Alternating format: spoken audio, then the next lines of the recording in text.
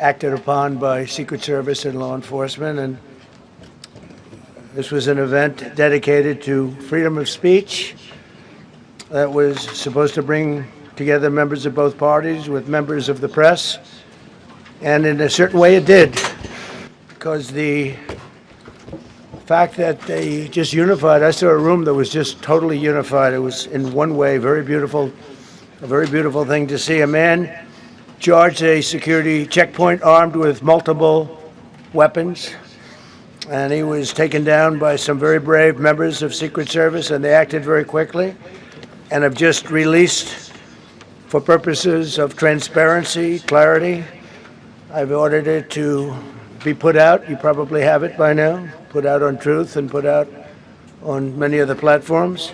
A tape showing the violence of this thug that attacked our Constitution, and also showing how quickly Secret Service and law enforcement acted on our country's behalf. Really did a great job. One officer was shot, but saved by the fact that he was wearing obviously a very good bulletproof vest. He was shot from very close distance with a very powerful gun, and the vest did the job. I just spoke to the officer, and he's doing great. He's in great shape. He has very high spirits, and we told him we love him and respect him, and he's a very proud guy. He's very proud of what he does, Secret Service agent. And we looked at all of the conditions that took place tonight, and I will say, you know, it's not a particularly secure building, and I didn't want to say this, but this is why we have to have all of the attributes of what we're planning at the White House. It's actually a larger room, and it's much more secure. It's drone-proof, it's bulletproof glass. We need the ballroom. That's why Secret Service, that's why the military are demanding it. They've wanted the ballroom for 150 years for lots of different reasons, but today's a little bit different, because today we need levels of security that probably nobody's ever seen before. But everyone owes a tremendous debt of gratitude to the courage of law enforcement, the law enforcement, and working with the D.C. police, and we just spoke with the mayor. And when we're finished, the police chief is going to take over and discuss it also from their viewpoint. But they also performed exactly as they were supposed to, and you see the attacker in different positions, but you also see the attacker totally subdued and under control. So as you know, this is not the first time in the past couple of years that our republic has been attacked by a would-be assassin who sought to kill. In Butler, Pennsylvania, less than 2 years ago, you all know that story, and in Palm Beach, Florida, a few months after that, we came close. We really had, again, we had some great work done by law enforcement. But in light of this evening's events, I ask that all Americans recommit with their hearts in resolving our difference peacefully. We have to resolve our differences. I will say, you had Republicans, Democrats, independents, conservatives, liberals, and progressives.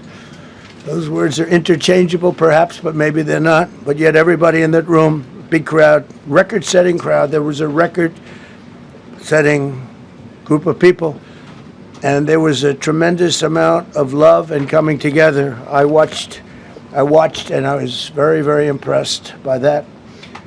But First Lady and I were taken very well care of, very quickly rushed off the stage. Vice President J.D. Vance, who's here, was likewise beautifully done. He was just saying how quickly everybody acted, law enforcement, Secret Service in particular in this case, but law enforcement. Marco had the same thing. Pete was there. Pete didn't want any help. He didn't want anybody to help him. He doesn't want anybody to help him, but he did get some, didn't you? And I think you also said that it was very impressive. So with that, I'd like to ask Todd Blanche to come up, say a few words, and tell you it's already underway. The man has been captured. They've They go into his apartment. I guess he lives in California, and he's a sick person, a very sick person.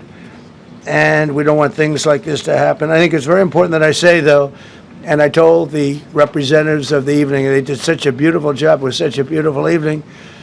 And again, they're talking about free speech in our Constitution. That's what it's all about, not just White House correspondence. It was really based on free speech in our Constitution. But I said very importantly that we'll do it again within the next 30 days, and we'll make it bigger and better and even nicer. So I just want to thank everybody that was involved. I also want to thank the press, the media. You've been very responsible in your coverage. I will say I've been seeing what's been out, and you've been very responsible. So Todd Blanche, I'd like to say a few words. I know we're going to have cash, and then you're going to go on. We can ask, I guess we can take a couple of questions. I want to thank the First Lady that was a rather traumatic experience for her. There was a lot of action taking place up there very quickly. But again, the response time was really incredible. And we're going to reschedule. We're going to do it again. We're not going to let anybody take over our society. We're not going to cancel things out because we can't do that. We wanted to stay tonight. I will tell you, I fought like hell to stay. But it was protocol. They said, please, sir, because they didn't know there was a lot of action going on, and they didn't know could there be probably a lone shooter, but we'll find out. We'll find out very quickly. They have it very well under control. So I want to thank everybody very much. And Todd Blanche, please.